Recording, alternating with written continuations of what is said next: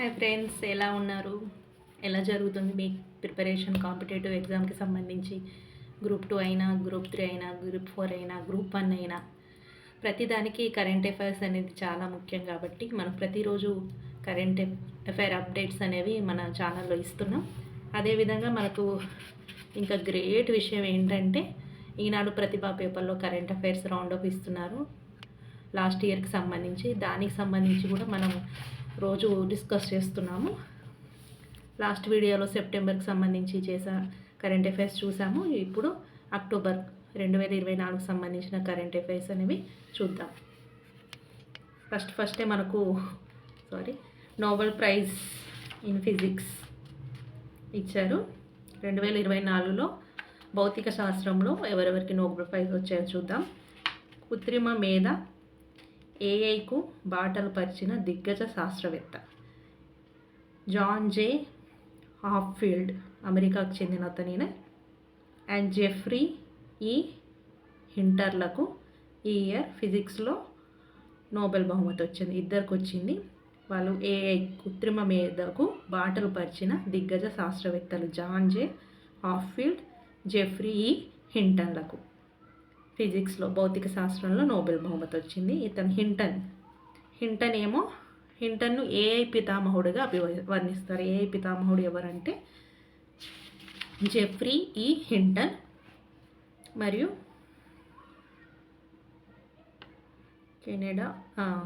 ఈ హింటన్కు కెనడా మరియు బ్రిటన్ పౌరసత్వం ఉంది.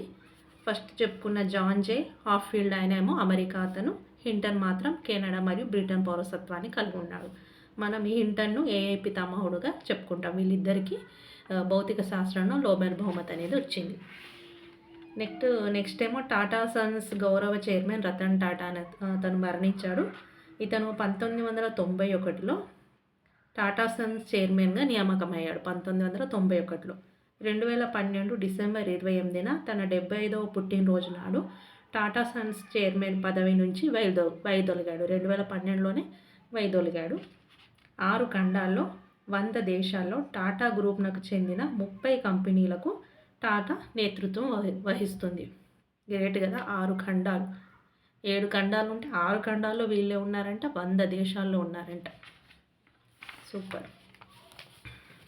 నెక్స్ట్ తెలంగాణ ప్రభుత్వం దామగుండం. ఫస్ట్ నేను ఇది రామగుండం అనుకున్నా. దామగుండం, ఇది రామగుండం కాదు, దామగుండం. ఇది వికారాబాద్లో ఉంది. అక్కడ very low frequency radar station, VLF అంటారు. వెరీ లో ఫ్రీక్వెన్సీ రాడార్ స్టేషన్ను భారత రక్షణ మంత్రి రాజ్నాథ్ సింగ్ శంకుస్థాపన చేశాడు. నెక్స్ట్ రష్యాలోని కజాన్లో అక్టోబర్ 22-23 తేదీల్లో బ్రిక్స్ దేశాల 16వ శిఖరాగ్ర సదస్సు అనేది నిర్వహించారు. అక్టోబర్ 22-23 తేదీల్లో బ్రిక్స్ దేశాల 16వ శిఖరాగ్ర సదస్సు నిర్వహణ. స్థానిక కరెన్సీలోనే వ్యాపార ద్రవ్య లావాదేవీలు నిర్వహించుకోవాలని ఈ సదస్సులో నిర్ణయించారు. మరియు ఈ సదస్సుకు మోడీ హాజరయ్యాడు. నెక్స్ట్ క్రూయిజ్ భారత మిషన్. కేంద్ర ఓడరేవులు, షిప్పింగ్, జలమార్గాల మంత్రి సర్బానంద సోనోవాల్ అక్టోబర్ 1న ముంబై పోర్టు వద్ద ప్రారంభించాడు. క్రూయిజ్ భారత్ మిషన్ను కేంద్ర ఓడరేవులు, షిప్పింగ్, జలమార్గాల మంత్రి సర్బానంద సోనోవాల్ అక్టోబర్ 1న ముంబై పోర్టు వద్ద ప్రారంభించారు. ఈ మిషన్ క్రూయిజ్ పర్యాటకంలో భారత్ను ప్రపంచ కేంద్రకంగా తయారు చేయాలనే లక్ష్యంతో ఈ క్రూయిజ్ భారత్ మిషన్ను ఏర్పాటు చేశారు. నెక్స్ట్ నాటో, ఉత్తర అట్లాంటిక్ సైనిక కూటమి. నాటో అంటే ఉత్తర అట్లాంటిక్ సైనిక కూటమి. నాటో ప్రధాన కార్యదర్శిగా నెదర్లాండ్ మాజీ ప్రధాని మార్క్ రుట్టే నియామకం. నాటో ప్రధాన కార్యదర్శిగా నెదర్లాండ్ మాజీ ప్రధాని అయిన మార్క్ రుట్టే నియామకం.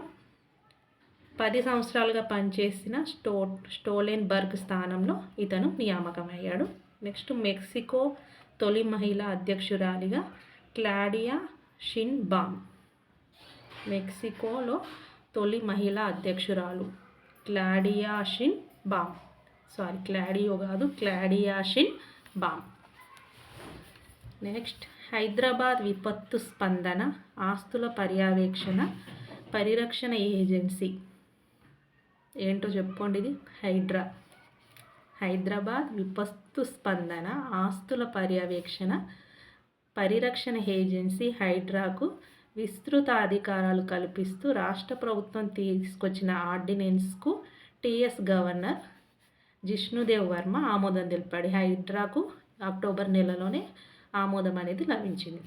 నెక్స్ట్ మరుగుజ్జు గ్రహంగా మనం ప్లూటోని చెప్పుకుంటాం. ఆ ప్లూటోకు అతిపెద్ద చంద్రుడైన చరోన్పై కార్బన్ డైఆక్సైడ్ హైడ్రోజన్ పెరాక్సైడ్ల ఉనికిని శాస్త్రవేత్తలు గుర్తించారు. ప్లూటో మీద స్వచ్ఛ భారత్ మిషన్ అమల్లోకి వచ్చి 2024 అక్టోబర్ 2 నాటికి 10 సంవత్సరాలు అనేది అయింది. నెక్స్ట్ వాతావరణ మార్పులతో వరదలు తుఫాన్లు లాంటి ప్రకృతి వైపరీత్యాలు పెరిగిపోతున్నాయి. ఇది నాకైతే భలే అనిపించింది. ఒకసారి చూడండి. వాతావరణ మార్పులతో వరదలు తుఫాన్లు లాంటి ప్రకృతి వైపరీత్యాలు పెరిగిపోతున్నాయి. అంతే, కామన్. ఈ విపరిణామాలు మహిళలపై దౌర్జన్యాలకు గృహహింసలకు దారితీస్తున్నట్లు బ్రిటన్లోని యూనివర్సిటీ కాలేజ్ లండన్ పరిశోధకులు నిర్ధారించారు. వాతావరణంలో మార్పులు వచ్చినా కూడా ఎఫెక్ట్ మాకే అని ఎవరు చెప్పారు? Britain university college London. వాతావరణ వైపరీత్యాల వల్ల మానసిక ఒత్తిడి, ఆహార అభద్రతను తీవ్రం చేసి గృహహింసకు దారితీస్తాయని. ఎందుకు అలా అవుతున్నాయి అంటే మానసికంగా ఒత్తిడి వస్తుంది మరియు ఆహార అభద్రత కలుగుతుంది. దీనివల్ల గృహహింసకు ఇవి దారితీస్తాయని తాజా అధ్యయనం వెల్లడించారు. ఇక్కడ కూడా మాకే న్యాయం పాపం. నెక్స్ట్ బెంగాలీ, మరాఠీ, అస్సామీ, ప్రాలి ఈ ప్రాకృతాలకు ప్రాచీన భాషలుగా కేంద్రం గుర్తించింది. ప్రాచీన భాషలుగా వేటిని గుర్తించింది? బెంగాలీ, మరాఠీ, అస్సామీ, ప్రాలి ఈ 4. ఇరానీ ట్రోఫీ విజేత ముంబై అని ఇచ్చారు. ఇది 15వసారి గెలిచిందంట. ఇరానీ ట్రోఫీ అనేది దేనికి సంబంధించిందో మీకు తెలిస్తే చెప్పండి. నేనైతే క్రికెట్ అని అనుకుంటున్నా, మీకు తెలిస్తే చెప్పండి. వరల్డ్ స్పేస్ వీక్ అక్టోబర్ 4 నుంచి 10 వరకు వరల్డ్ స్పేస్ వీక్ని నిర్వహించారు. అక్టోబర్ 4 నుంచి 10 6 రోజులు. నెక్స్ట్ మోడీ జార్ఖండ్లోని రాంచీలో గ్యాస్ అథారిటీ ఆఫ్ ఇండియా అంటే గేల్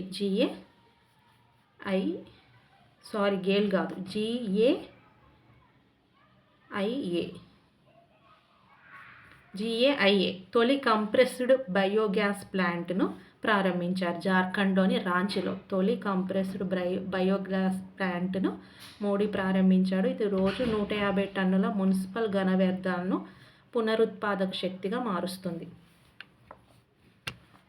కేంద్ర cabinet national mission on edible oil సీడ్స్కు ఆమోదం తెలిపింది. కేంద్ర కేబినెట్ అనేది national mission on edible oils and oil సీడ్స్కు ఆమోదం తెలిపింది. 2030 నాటికి ప్రాథమిక నూనె గింజల ఉత్పత్తిని 69.7 మిలియన్ టన్నులకు పెంచడంతో పాటు నూనె గింజల ఉత్పత్తిలో ఇండియాను అగ్రగామిగా మార్చడే లక్ష్యంతో దీన్ని ఏర్పాటు చేశారు. ఏంటి? National mission on edible oils and oil seeds. ఇది 2022-23లో 39 మిలియన్ టన్నులుగా ఉండేది. దీన్ని 2030-31 నాటికి 69.7 మిలియన్ టన్నులుగా చేయాలనేదే లక్ష్యం.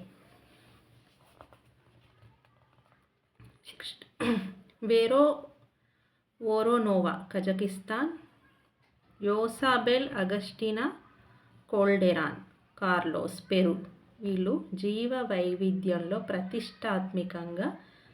ప్రతిష్టాత్మక మిడోరీ ప్రైజ్ 2024 జీవ వైవిధ్యానికి సంబంధించిన ప్రతిష్టాత్మకమైన అవార్డు ఇది. మిడోరీ ప్రైజ్ 2024 దేనికి సంబంధించిందంటే జీవ వైవిధ్యానికి సంబంధించి. దీన్ని కజకిస్తాన్ మరియు పెరుకు సంబంధించిన వీళ్ళిద్దరూ గెలుచుకున్నారు. వోరోనోవా, యోసాబెల్ అగస్టినా కోల్డెరాన్ కార్లోస్. బంజారా విరాసత్ మ్యూజియంను ఎక్కడంటే మహారాష్ట్రలో. బంజారా కమ్యూనిటీ గొప్ప సాంస్కృతిక వారసత్వాన్ని తెలియజేస్తూ మహారాష్ట్రలోని వాసింలోని పోహార్ దేవి పోహార్దేవిలో మోడీ ప్రారంభించారు. Banjara Virasat museum. IAF Indian air force భారత వైమానిక దళం 92వ వార్షికోత్సవాన్ని పురస్కరించుకొని అక్టోబర్ 6న చెన్నైలోని మెరీనా బీచ్లో ఘనంగా ఎయిర్ షోను నిర్వహించారు. 92 సంవత్సరాలైన సందర్భంగా చెన్నైలోని మెరీనా బీచ్లో ఎయిర్ షో నిర్వహించారు ఐఏఎఫ్ వాళ్ళు, ఇండియన్ ఎయిర్ ఫోర్స్.